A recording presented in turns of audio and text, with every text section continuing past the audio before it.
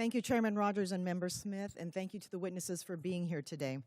This committee is being asked to consider a $1.5 trillion DoD budget request that funds not only weapons and system programs, but the people, leadership, readiness, and trust required to make them effective. When senior leaders are removed abruptly or merit-based promotions are disrupted without clear explanation, Congress does have the responsibility to understand the rationale and operational consequences. So I'm going to focus on Secretary Hegseth. And to start, no one is disputing that senior officers serve at the pleasure of civilian leadership.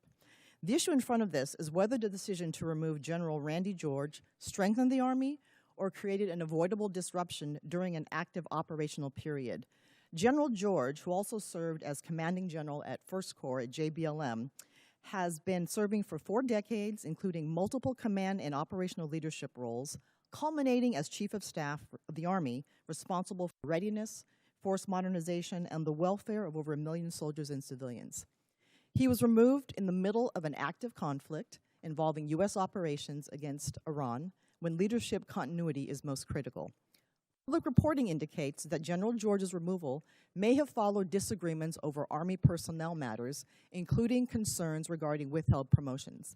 So my question, Secretary, is this: what specific national security risk, mission risk, or leadership concern did General George present that justified removing him in the middle of a conflict, or was he removed because he challenged some decisions being made?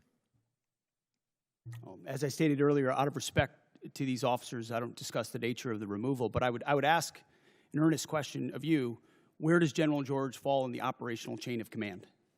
So I'm asking you, why did you fire him? No, but don't change you the talked subject, about sir. You talked about an Please operational moment. Question. Where does General Please George answer fall my in the question. No, it's a simple National question. Risk, You're on the House Armed mission Services risk, Committee. Leadership concern. What did he present that justified removing him in the middle of a conflict? Do you know where General George serves in the operational chain of command? So I'm asking you my question one more time, sir. Don't try to flip it on me. Why was he removed? Was he a national security risk, mission risk, or leadership concern? We don't. Yes or no? We don't talk about the nature of removals, don't answer the question. you also won't answer where he is in the operational chain of command because he isn't in it. He isn't in the operational chain. Lady reclaimed your time. Yeah, we're gonna you want to tie it to the war, but you don't Sir, even know where he is in the chain of command. Some respect, it's the gentlelady from Washington's time. Under DoD 1320.04, the Secretary of Defense may withhold or disapprove forwarding nomination after service recommendations in limited circumstances, including newly identified adverse information, pending investigations, reportable information, and questions regarding mental, physical, moral, or professional qualification, incomplete or non-compliant nomination packages, missing certifications, or the need for additional clarification from the military department. Several colonels reportedly selected for brigadier general were removed or withheld after board selection and service certification. Which of these specific grounds applied to each withheld officer, and what objective evidence supported these decisions? Congressman, that was just one of many boards across the services where we will perform similar reviews, and I anticipate other officers will be removed also. Okay, but what were the grounds for those? Again, we don't talk about, out of respect for those officers, we don't talk about the nature of that, and we all serve at the pleasure of the President. We're solving for an institution that needs to be based on merit and professional execution, and there's been a lot of gender and demographic engineering that's been going on for reasons other than the focus of exactly what we should be doing on the battlefield. So whether it's that or execution. I did not raise gender. That's implied in every statement that everybody makes. And so I ultimately, as we review all these boards, it has nothing to do with anything other than their performance on the battlefield or their performance in their career. And these people are thoroughly vetted, thoroughly researched. And I guess my question is this about loyalty to Trump, or is it about what's good for the mission?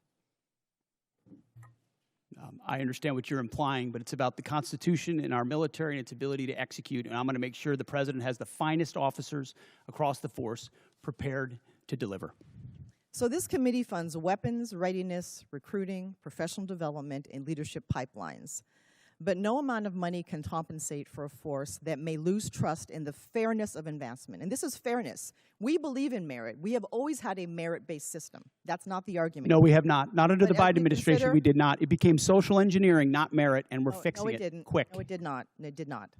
And when we consider this budget request, we must ensure that taxpayer dollars are matched by sound judgment, credible leadership, and a personnel system worthy of those who serve. I yield back, Mr. Chair. Gentlelady yields back. Support journalism you trust. Support PBS News. Donate now, or even better, start a monthly contribution today.